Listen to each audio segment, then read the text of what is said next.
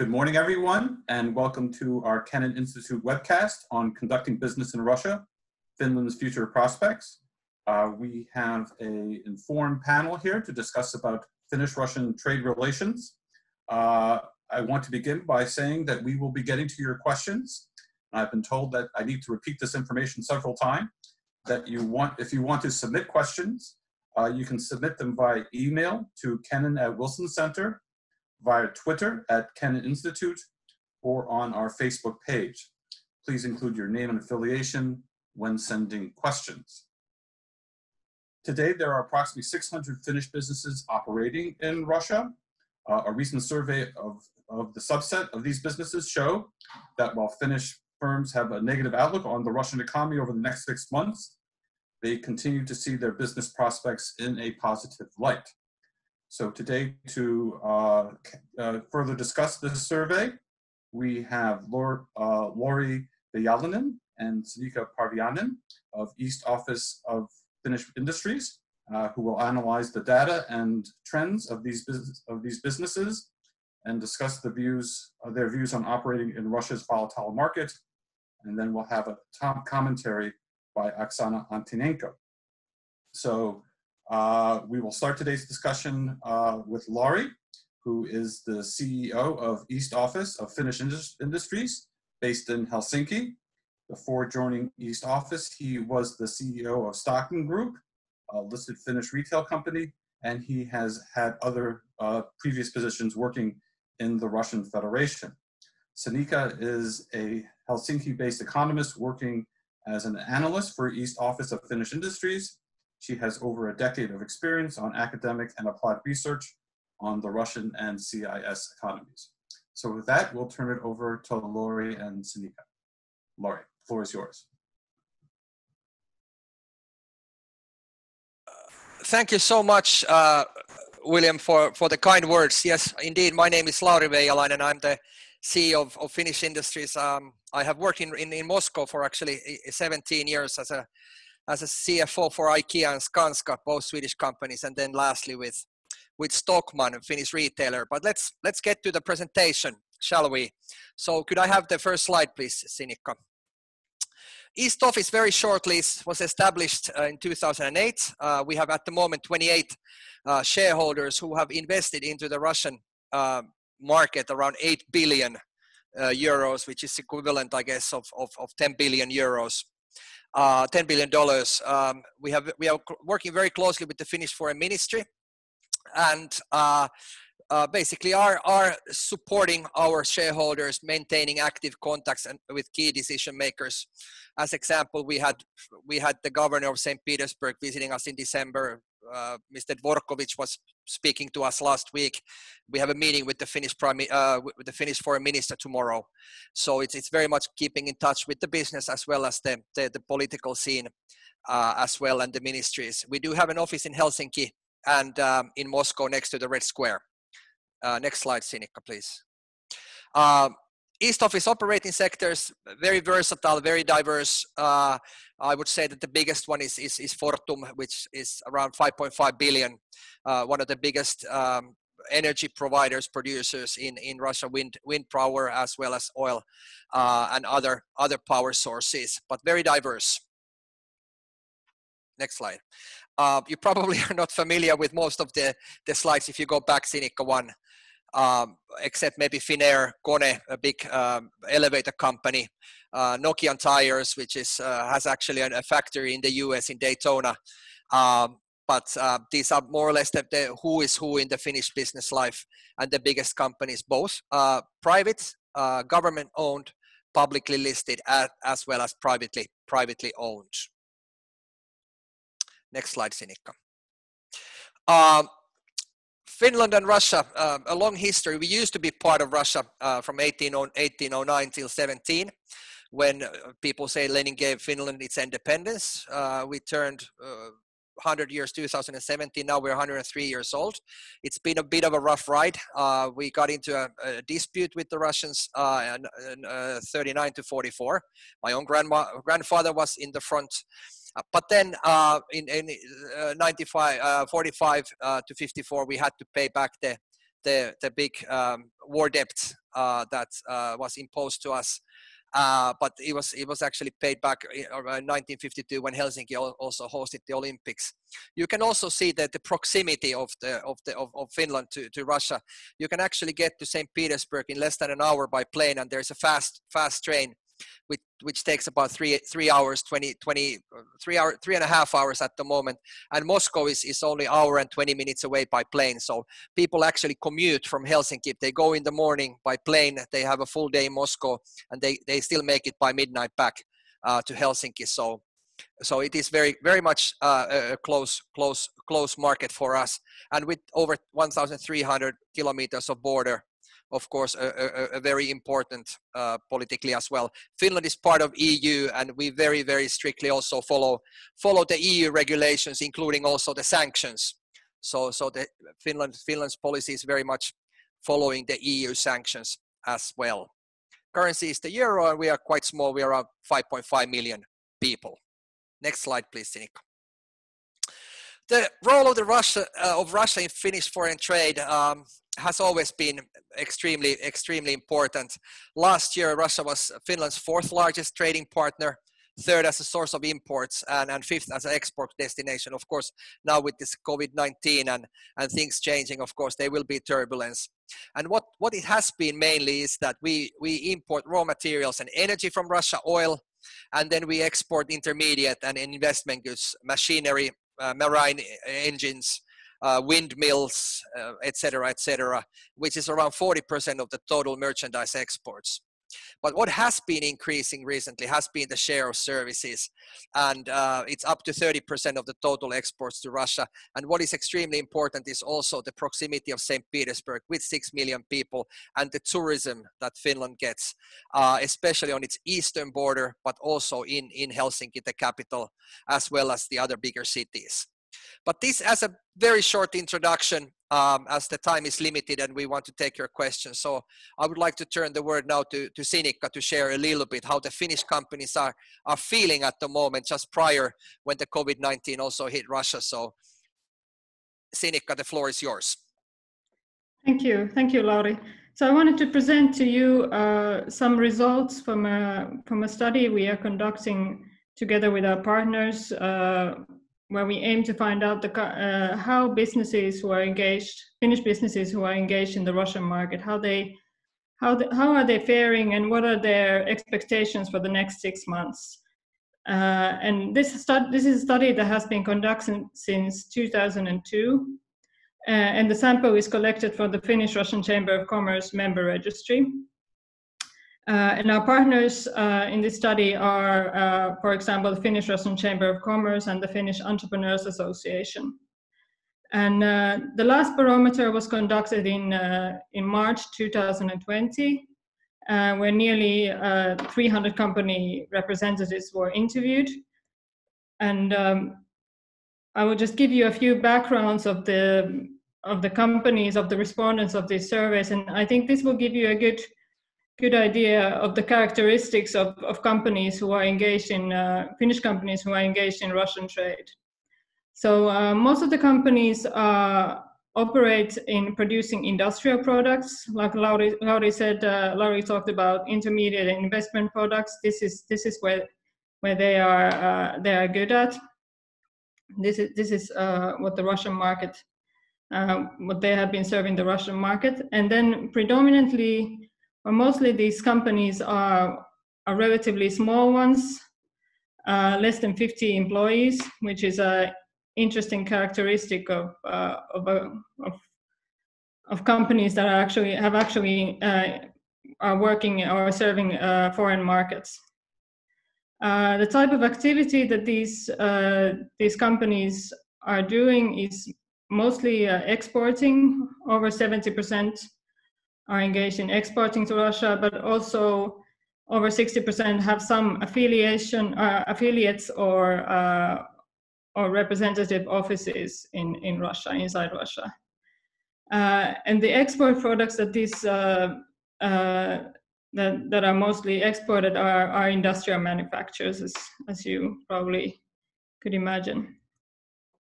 So this will be my last background slide before getting into the real results.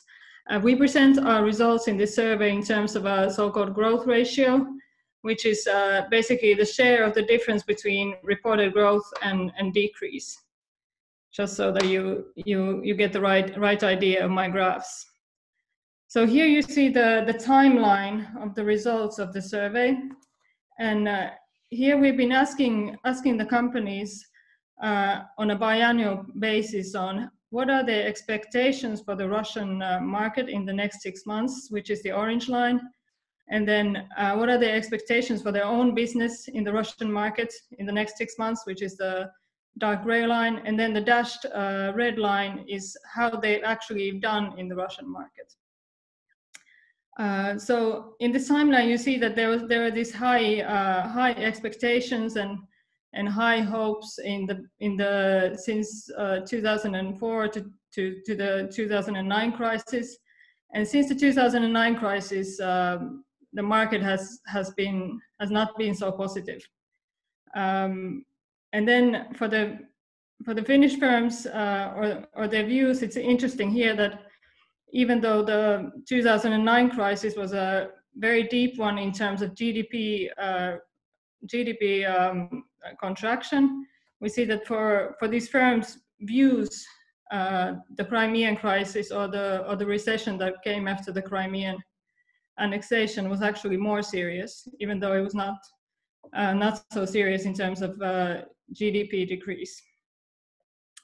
Then one more interesting feature of these results, to me at least, has been the relatively positive attitude of these companies all the time, or almost all the time throughout this survey, that these companies, they always have high expectations of their own business in the Russian market. Usually these kind of expectations have not been met, as if you compare the dashed line and the gray line, for example. So this kind of relatively, let's say, over positive view is perhaps something that has kept the Finnish entrepreneurs and companies in the market.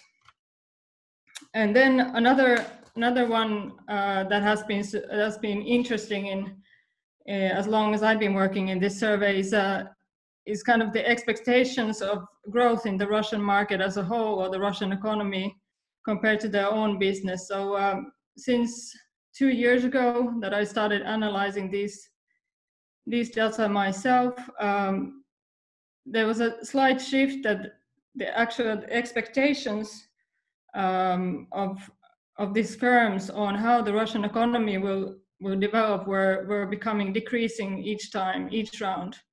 But then at the same time, these companies were being very positive about their own business at the same time. So this is another reflection of these companies. To my view, they have found their comfortable niche. That's my analysis. They have found they have their good networks. They have been long established, and they think that they can go against the tide of Russian kind of stagnating economy. Then there's a similar story related to exports.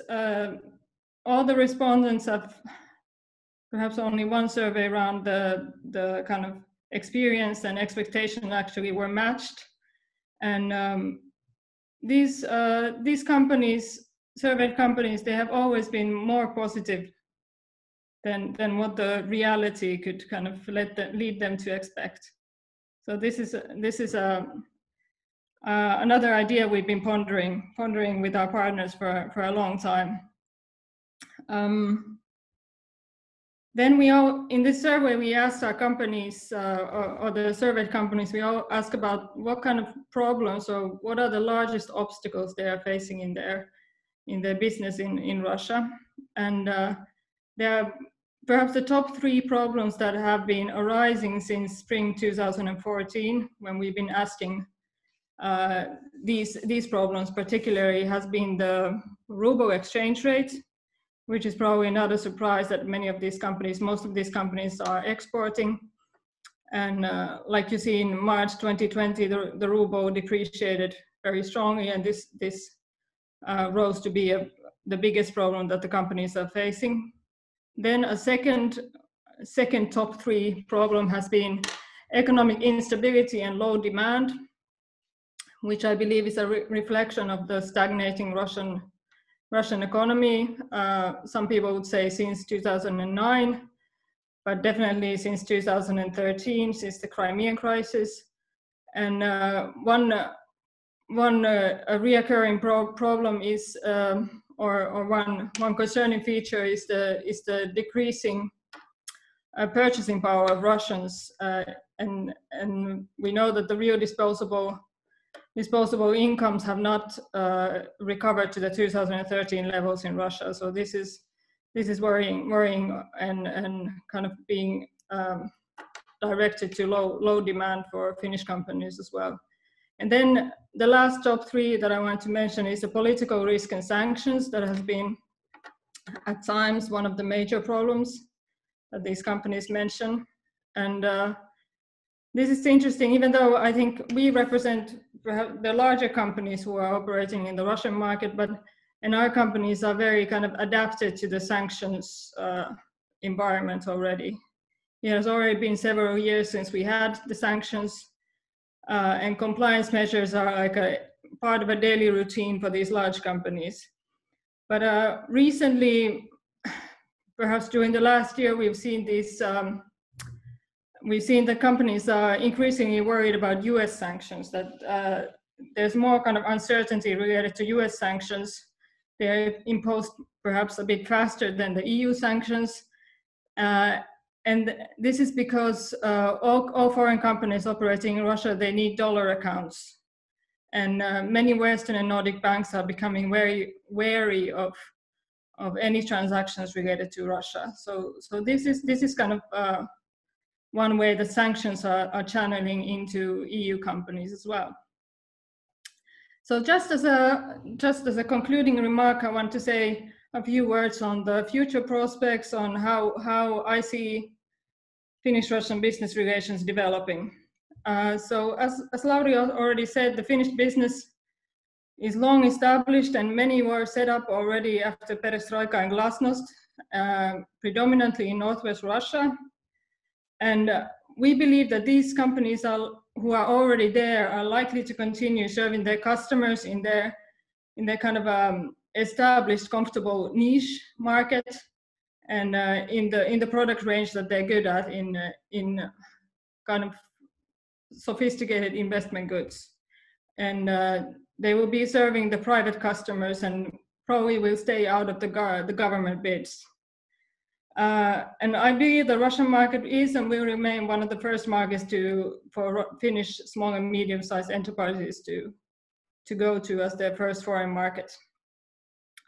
And now I see that the Finnish companies, they have a few advantages in addition to the fact that they have stayed after Crimea in Russia. And one of the features or one of the trends that we see is the rising awareness of environmental sustainability in Russia. Customers and businesses are becoming more and more aware of environmental sustainability, not other type of sustainability. This is not what we're seeing. But environmental problems, they're rising, and they're a bit behind the Nordic countries and Western Europe, but we see that this is an important trend. Then another thing is the high quality of products. Finnish products have, in Northwest Russia, they have good reputation for being high quality, perhaps not the cheapest ones. And Finnish companies have a reputation for being very reliable business partners. So we are not really expecting kind of flocking out of Finnish firms at the moment. Those that who were not so well networked or established, they have already left after Crimea. And excuse me, but there are some worrying trends that we see, and one of them is the state localization efforts that the Russian government is imposing, import substitution, preference of Russian firms over foreign firms, the decline in purchasing power I mentioned already, and then these these financial institutions being more and more suspicious of Russian transactions. So unfortunately, the very optimistic days of the 2000s will not be returning, and we see that the number of entrants is likely to stay very low for Finnish companies, probably other Western companies as well. Simply for the reason that the Russian economy is what we believe will be stagnating after it recovers from this current recession. So perhaps on this not so positive note, I will end my presentation, and I'm looking forward to Oksana's comments and any other questions you might have. Thank you. Okay, thank you so much, Sanika. And we'll now turn to the comments of Oksana Antonenko, a global fellow at the Woodrow Wilson Center, as well as director for global risk analysis at Control Risk Groups, where she focuses on analyzing political regularity and security risks for senior decision makers in private and public sectors. Her work focuses on Europe, including Russia, Turkey, and Central Asia, as well as Africa and the Middle East. In addition to her affiliation with the Wilson Center, she is also a visiting senior fellow at the Institute of Global Affairs at the London School of Economics and Political Science. So, Oksana, the floor is yours. Yes, thank you very much, William, and thank you very much for including me in this really interesting event. You know, we have a lot of discussions about, we hear a lot of discussions about the state of Russian economy, but very rarely, I think, we have a chance to look at it from the perspective of companies that are operating in Russia. So it's really valuable and very interesting to hear the experience of Finnish businesses. Control Risks Group is a global risk specialist risk advisory company, and we have a very long standing presence in Russia and a large team there. So we've been working a lot with many foreign investors, including Finnish companies. And prior to joining Control Risks, I was for 6 years a senior political counsel at the European Bank for Reconstruction and Development, focusing on Russia, and again had a chance to see Finnish companies and Finnish investors operating in Russia. So I certainly can testify that the Finnish businesses are perhaps the most sophisticated and the most experienced in their engagement on the Russian market. So what I would like to suggest from my side is to take a look at how we assess the risks that currently exist for investors, particularly the foreign direct investors that are facing Russian market, and really add a little bit of how we see the future for the Russian economy and for the business environment in Russia. So to start with, we at Control Risks are producing a number of risk indicators, for more than 200 countries around the world, but one of them is the Economic and Political Risk Evaluator, which is a platform for analyzing risk, a joint platform between Control Risks and Oxford Economics. And this is the data for Russia from our analysis. When we look at how Russia is performing vis-a-vis other emerging markets and globally, we see that generally Russia is seen as a kind of medium risk market.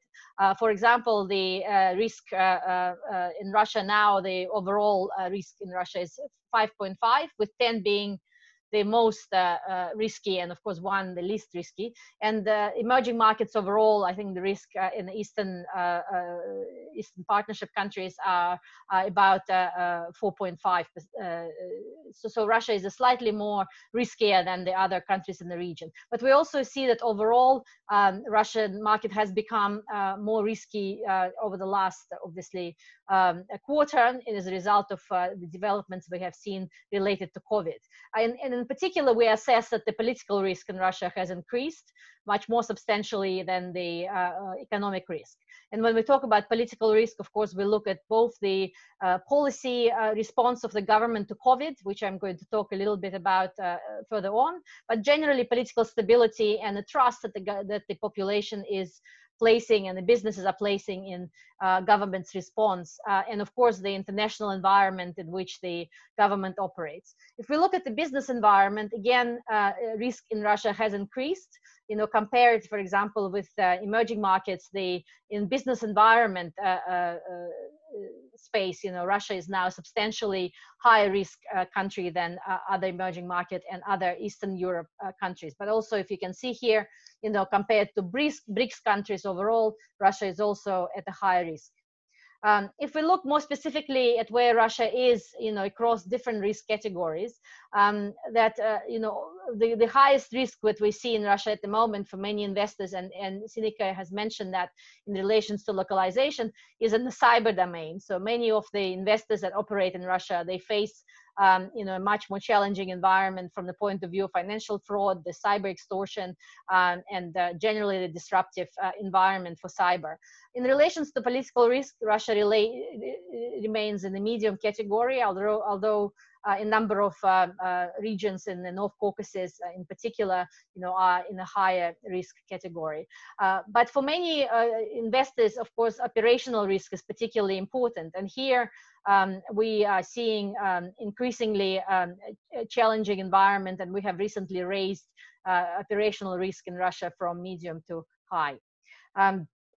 So if we look at the overall performance that Russia so far has shown in dealing with the COVID crisis, so at the moment, as we all know, Russia is in the 4th place in terms of the overall number of cases, after the United States and Brazil.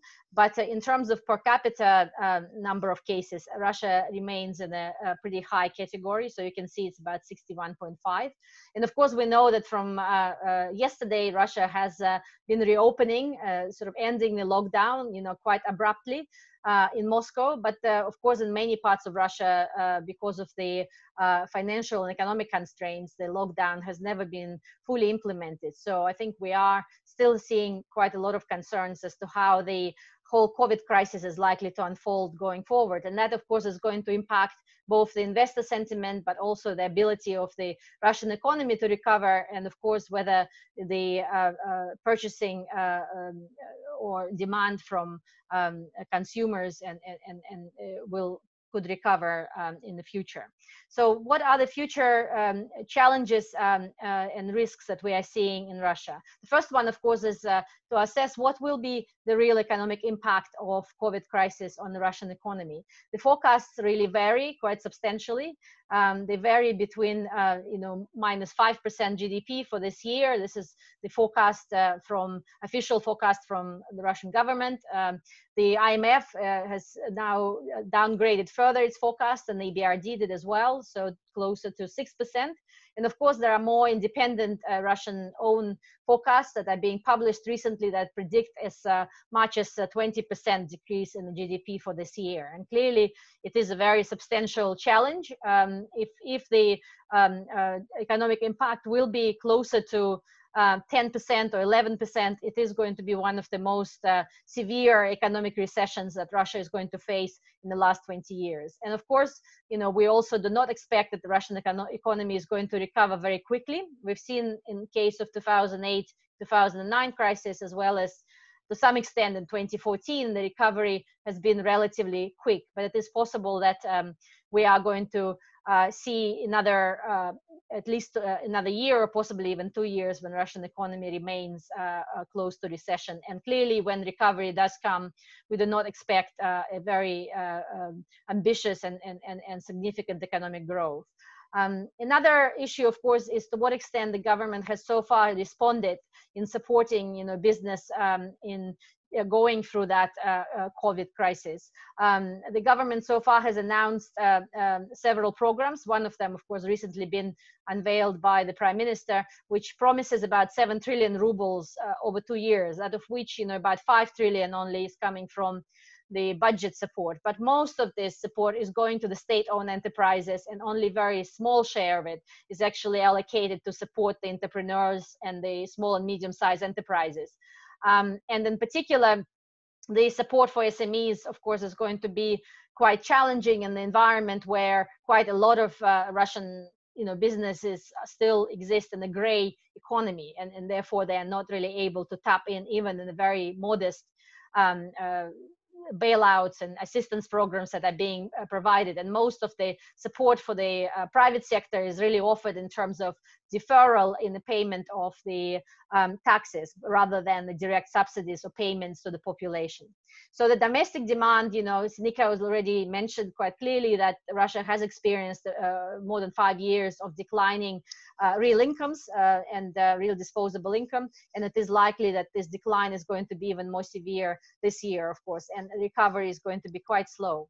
I mentioned the SMEs, you know, one of the Russian Business Association, Opora России, which is the association for, you know, small and medium-sized businesses, is predicted that it is potentially about 1 million Russian small and medium-sized businesses that are going to close down as a result of COVID and will never be able to recover.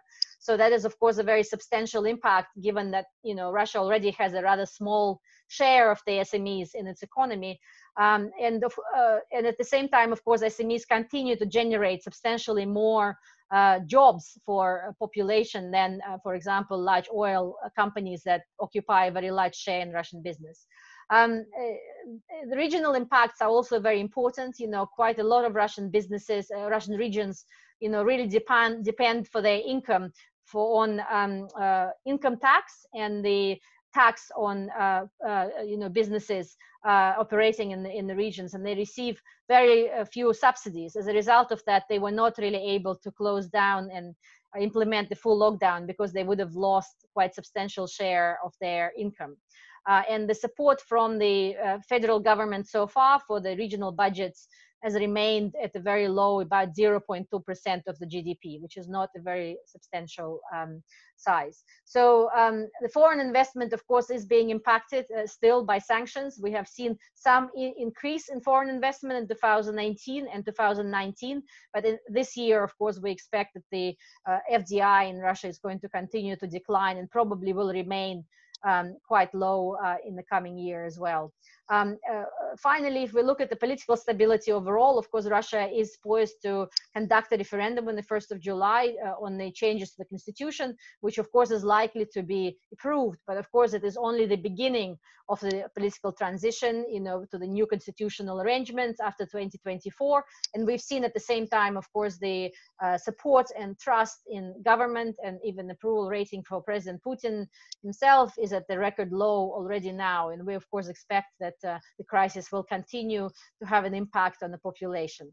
So all in all, of course, Russia is facing a much more challenging business environment for many businesses to operate. But of course, you know, as Sinika mentioned, you know, quite a few businesses that are operating currently in Russia have already adopted to this, you know, challenging environment. And it is unlikely that many of the businesses are going to decide to exit the Russian market. I think they are just going to try to operate in this rather challenging environment.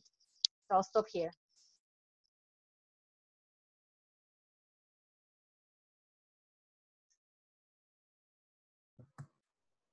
Thank you very much, Oksana. And a reminder to our audience that if you do have questions for our guests, you can submit them by email to kennan@wilsoncenter.org, via Twitter @KennanInstitute, or on our Facebook page. I guess I'll ask the first question. And I guess it really follows on Oksana's presentation and the difficult business environment that Russia poses now. So when you actually consult with these Finnish businesses and you get their impressions and their ability to function, is there an attempt by Finnish businesses to form a chamber of commerce or some sort of unified organization so that they can present their concerns at a high level, or all these businesses operating on their own and simply finding their connections with appropriate other businesses in Russia? I would say that that's why East Office was formed, as we represent 80% of the investments of Finnish companies in Russia. It is the doors open when you're united in Russia. They normally do, and you get access to high-level people. Majority of the issues are such that it normally requires a legislative change, and that takes time. I used to work for IKEA for 7 years, which was a Swedish company, and they never belonged to any chamber of commerce or anywhere because they were so powerful by themselves. So it's really a question about question about also their size and their visibility. Like we have some of the companies in East Office who do quite a lot by themselves. So it really depends case by case. But the bigger you are, the more attention you normally get in Russia.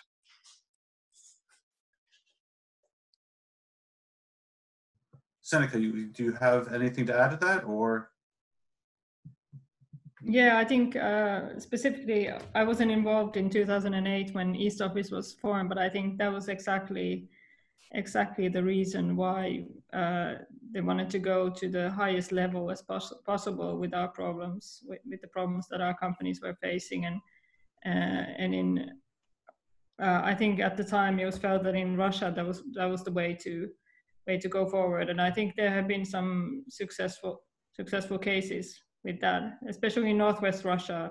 Finnish business is very, very known and very respected, to my view at least. Great, thanks. So we do have a question from Twitter. Do small, medium, and large businesses have differing perspectives on their future prospects in Russia, whether looking at it from an economic or a political lens? So the distinction between large, medium, and small enterprises.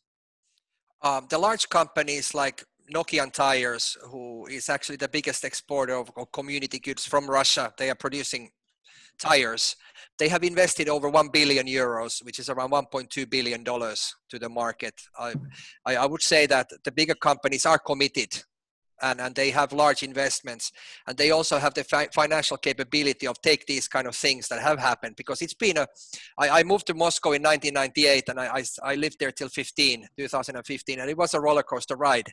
But the companies who prevailed were the ones that were committed and who also had the financial capabilities. The capability of taking these kind of market hiccups for small and medium-sized businesses is tougher. But at the end, it boils down for the Finnish companies in the product, in the service, and if they have reached the market level or market share, they normally are safe. The biggest challenge for small and medium-sized businesses at the moment of the Finnish companies is actually the size of the middle class in Russia. That what will happen to the middle class, and it will be shrinking. And we already know that, and majority of these small and medium-sized are serving the middle class. So it is a choice, and it will be a choice whether the middle class will in the future travel, or will they do a renovation in their flat. They can't do both. And this is something that you have to differentiate also your service and your product. Yeah, I could add a few points related to the data that I just presented. The smaller firms are actually, in the last barometer, they're actually more optimistic about the Russian market than the bigger ones, which is probably, it depends a bit on the industry. The industrial firms were still quite positive. Retail firms were very, very negative. Small retail firms, they're also very negative. But we have to remember that this data was collected in March, when the real kind of negative impacts or the restrictions were not enforced in the Russian market yet. But this is an interesting factor that we've seen, that the smallest firms, almost always have been the most positive. They have some kind of, they have long-standing relations, personal relations usually, and they trust these networks that they have. And I think this is an interesting feature as such. Oksana, I want to bring you in on the conversation, because I'm heartened by the optimism of Finnish small businesses. But do you find in your other work and in assessing the risk assessment that small businesses as a whole are attracted to the Russian market?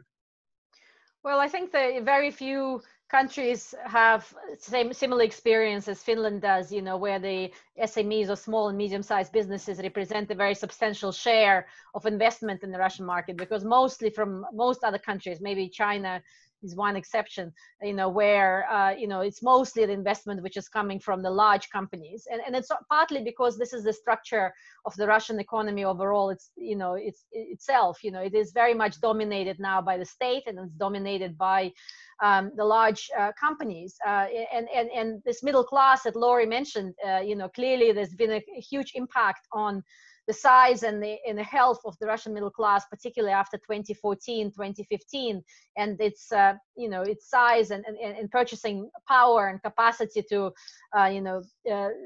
provide kind of demand for particularly in the consumer goods area. It has really shrunk quite substantially since then. But we've seen, of course, that for Russian SMEs themselves, the situation has been pretty desperate in the last few years. Even last year, one of the surveys that Mr. Titov, who is a Russian representative for entrepreneurship, his office conducts annual survey of the small and medium-sized businesses in Russia. And last year, which wasn't a bad year, it was a year of economic growth, although a very modest one.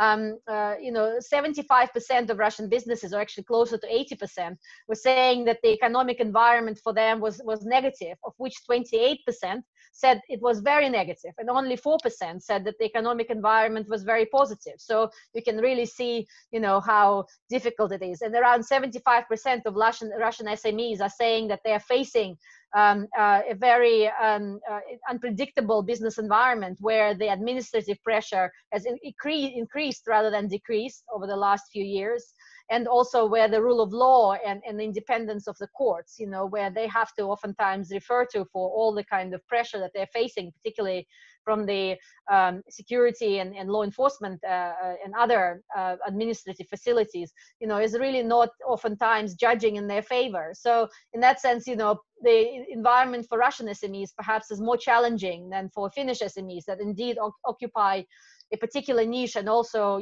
are known for the very good quality of products that they are providing for the Russian market.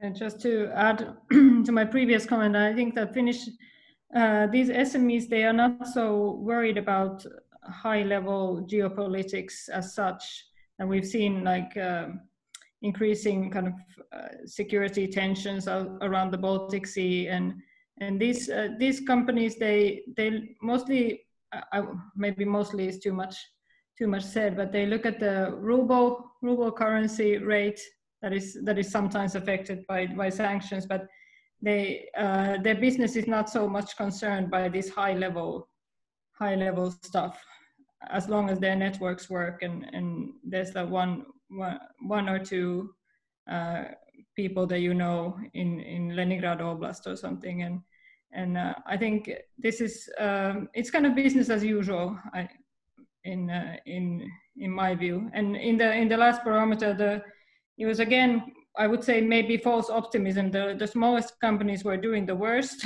according to their own assessment, but they're still the most optimistic. And then large companies, they have all these compliance people who give you warnings all the time. Now I'm going into the psychology of these firms, but I feel like large companies, they have so much knowledge that they see all the threats, and smaller companies, they don't have analysts or people kind of warning them about things all the time. So, and I think also, if I may follow up a little bit on Sinikka, I think one of the really big advantages that the small and medium-sized companies is the proximity of Finland to St. Petersburg. It is 120 kilometers. It's less than 100 miles from the border to St. Petersburg. So it is kind of a bit of a home market in a way to them, because the logistics are quite easy to handle. But of course, a totally different market. But they are, especially from the eastern border, companies are very much looking to the St. Petersburg, an area which is actually bigger than the whole of Finland. They have 6 million people, and Finland is only 5.5.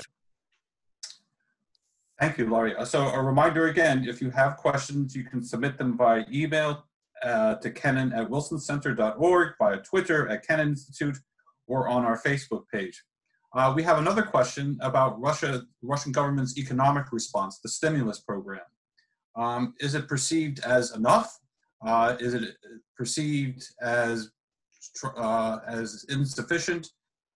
You talked about the 8 trillion rubles, and I've heard 5 trillion rubles, but how do you perceive this economic stimulus package coming from Russia? In comparison to, obviously, the United States is still a very small stimulus package, but is there any sense that somehow the stimulus package will revive Russian small and medium-sized enterprises? Well, yeah, go ahead, Oksana. Go ahead. Okay. Thank you, Larry. So from my perspective, clearly there's not enough. I mean, you know, clearly the Russian government continues in the current environment of a kind of double shock of COVID and the oil price, prioritize very much the preservation or safeguarding of the reserves. And of course, Russian still has a very large reserves, and particularly the hard currency reserves, about, you know, $560 billion. But, you know, also, of course, the National Welfare Fund, which, you know, they should be spending to stimulate economy much more. But so far, they've been very conservative in the way they were spending this fund. And as a result of that, I think the total package that so far has been proposed, you know, amounts to about 2 to 3% of GDP, which is really very low compared to most other countries that are experiencing that kind of scale of impact, both, you know, health-wise, but also, of course, on the economy. And also, of course, you know, the priority in this bailout funds, you know, is very much focused on 2 areas. One is, of course, supporting the large Russian national champions. And secondly, to support the kind of national projects. This is kind of a big priority area which President Putin has put on the table as a big priority for Russian economic recovery and recovery to growth rate. So the expectation is that Russia is going to spend substantial amount of that bailout funds on investment in large projects like infrastructure, etc. But of course, you know, what is really important is to create jobs, and a lot of those projects may not necessarily generate a lot of jobs. And also, we know, of course, the existence of corruption in Russia. A lot of money that are spent on this large state procurement projects are not necessarily spent in the most efficient way. While, you know, for subsidies to people directly, for which I think they're spending about less than 0.5% of GDP. I mean, something like 450 billion, you know, as opposed to, you know, several trillion that they're spending, for example, on supporting the large state companies, and on SMEs, you know, which have not really received any direct assistance. They only received, you know, from the government, the possibility of, you know, tapping into some of the loans on the preferential rates and to defer the payments on some of their tax revenues, but they have not received direct subsidies. And I think that is why Apora I see is actually saying that it is possible that about 1 million Russian SMEs are not going to survive this crisis.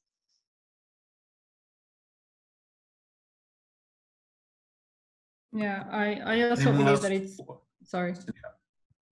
I also believe that this has not been sufficient. But I think if Russia has been, during the last decade, they have been really, Russian economic policy has been relying on ensuring macro stability. I think that's what they've been kind of very successful at. The central bank has been kind of commended for doing a nice work on maintaining macro stability and floating the ruble in very, very kind of difficult times in 2015.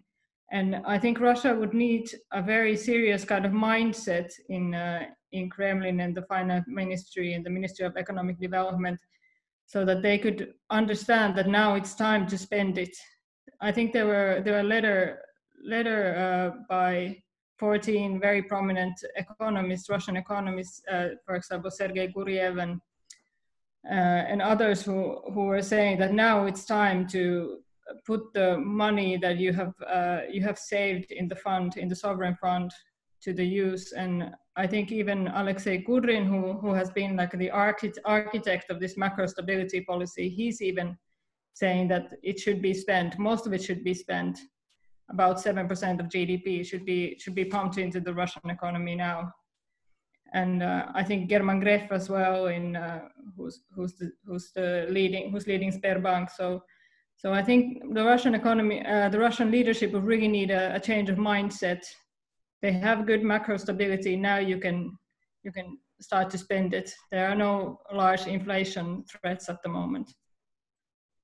I guess the challenge, just to add very quickly, I think the challenge is that they look at the oil price, which is unlikely to return back to above $50 anytime soon, and understand that if they spend the entire welfare fund, which is, you know, according to all assessments, if the oil price remains at about $40 in the next year and a half, probably the welfare fund will be spent anyway by middle of next year. How will they replenish that fund, you know, if the oil price remains low? And of course, there's quite a lot of concerns of where Russian economy will be by 2024, if the economic stagnation and the global recession is going to be very prolonged and deep. So that's the kind of arguments that they're having of why they do not want to spend it quickly. But for me, there's not only the question of whether to spend it or not, but how to spend it. Why to prioritize only the kind of national projects and the large state-owned companies, but let a lot of small businesses and entrepreneurs fail, because ultimately they're the ones who generate more employment, particularly in the regions in Russia. Okay, I have a question from Mike Goodman, a historical question. Are there still any lingering resentments of Federalization, which dominated Finnish-Russian relations throughout the Cold War? Who wants to tackle that one? I actually just studied the 1950s and the Kekkonen time with my son, who is on 8th grade.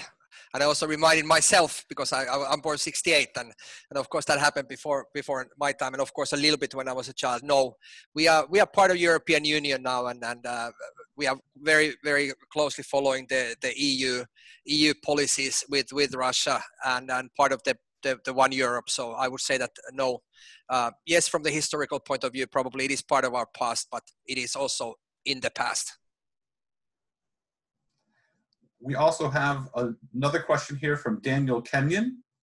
And his question is, how did the Finnish government's raids in Russian-linked properties in the Turku archipelago in September 2018 impact Finnish business operations in Russia?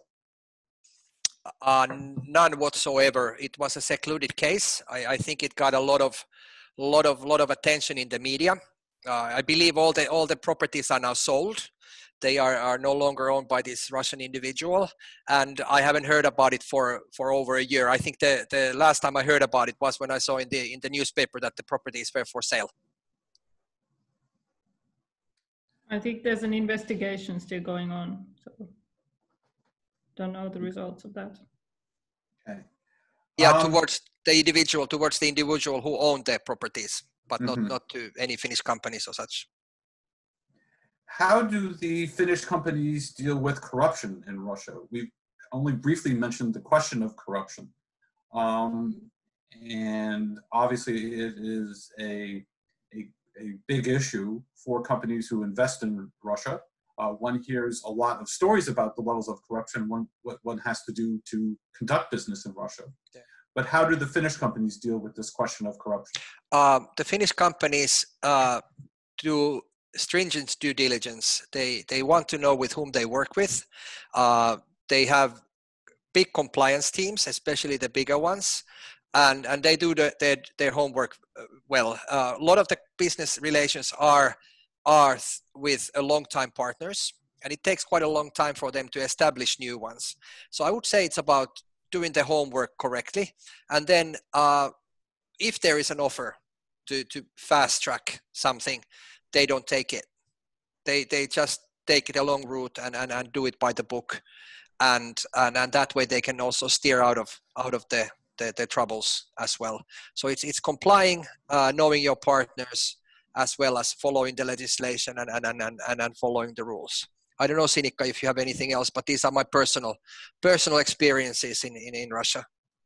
And there's some one recurring problem that was related to Finnish business and Finnish trade was the customs, Russian customs. Back in the days, there was always some trouble there, and it was always Finnish business were reporting that they made up some problems, and then there would be some weird questions or delays on the border and stuff. And we heard from our shareholders that the conduct of customs officials has really become much more professional, and they are not causing, and if you have problems on the border, it's usually your own paperwork is not in order. So there has been some I would say positive development in, at least in this day-to-day corruption. I just remember customs has always been this kind of very corruption prone sector in Russian public relations. And one good thing, if you want to bring up one good thing about the COVID-19 is that there hasn't been any tax audits or other audits during this time. The authorities have not been inspecting anybody, which has of course been, because it is sometimes quite bureaucratic, especially with the tax authorities. Yes, exactly. So if you look at the latest report by Mr. Titov, which is kind of describing how the Russian businesses perceive this situation, they said, at least the last year, that the number of sort of planned investigations and those checking on how the companies are complying with various regulations have really gone down, while the extraordinary ones, they actually has increased, and overall I think the businesses are still feeling quite a lot of pressure from the authorities. But I remember when I was working for BRD and we were doing this BEEPS survey in Russia, particularly in Russian regions, looking at the perception of corruption among the investors. And one of the questions was, do you see corruption as a problem in the region? And some of the most corrupt regions, they got the negative response, and we were really puzzled of why is it. And then we sort of tried to dig deeper, and some of the businesses, said that actually for us corruption is not a problem; it is a solution to the problem, because they see so many problems with the red tape, with really challenges in getting all these permits and connecting to telephone lines, to electricity, etc., that oftentimes they see kind of corruption as the only way to solve problems. So oftentimes some of those studies that look at how the corruption is evolving in Russia perhaps do not fully capture all what is going on, particularly at the regional level. Another question about doing business in Russia today. Obviously, there was a lot of talk after Crimea about the import substitution policies, and that Russia was going to have preference for Russian products as opposed to foreign products. How has that impacted businesses in Finland and other businesses trying to conduct business in Russia? One doesn't really hear that much more about import substitution as a main policy in light of the other difficulties that face the Russian economy. But has that impacted especially small and medium-sized businesses that are trying to direct kind of specific products to the Russian market? It is a challenge, and the localization especially. If I remember correctly, for example, when you go into a tender for a state project and you're a foreign legal entity and you are opposing, or you have an opponent who is also bidding and who is a Russian company, the Russian company gets 15% heads up on the price. So if the foreign company's price is 10% cheaper than the other one and all the parameters are equal, the Russian company gets the deal. So it is quite complicated, and I think it is also becoming a major issue as the regulations are increasing with the localization. And when we talk to the bigger companies in Finland, they name that as one of the main hurdles at the moment of doing business in Russia is the localization. Sinikka, would you add, or did I cover the topic? Yeah. I think especially I don't know how to especially segregate like localization and import substitution program, but basically we're talking about maybe a bit of the same. And this 15% benefit for Russian companies, it's been challenged by the EU Commission in the WTO dispute settlement, but of course we're not the role of the dispute settlement. The whole WTO is challenged now, so we're not really hoping that this will overturn anything. But when I've looked at import substitution, I believe that the only kind of success that these programs, that by the way started already in 2011, have been related to dairy and meat production, where Russia has really also they put these counter sanctions on foreign imports, but and at the same time they really really kind of put a lot of investment, government investment and support into these fields. So Russia is becoming more self-sufficient related to food production. So that has been, to my view, the only kind of success in import substitution from the Russian view. Yes, I mean, that's correct, you know, but there's also been an interesting shift, you know, so we did a study together with the Bruegel Institute in Belgium, you know, you can see that, I think on their website, which actually looked at how many of the European companies are now increasingly losing their market share on the Russian markets to Chinese companies, for example, that are, you know, coming into the manufacturing sector in particular, you know, where it's not only the input substitution, it's also the kind of inability of many of their Western companies, particularly, you know, win tenders or, you know, get into some of their, you know, contracts with the Russian government as a result of the current environment. And the Chinese companies are increasingly, as they move up the value chain, you know, are really stepping in and taking the market share, which is something which, of course, is increasingly a threat to many of the European companies. Well, thank you, Oksana. Thank you, Laurie, and thank you, Sinika.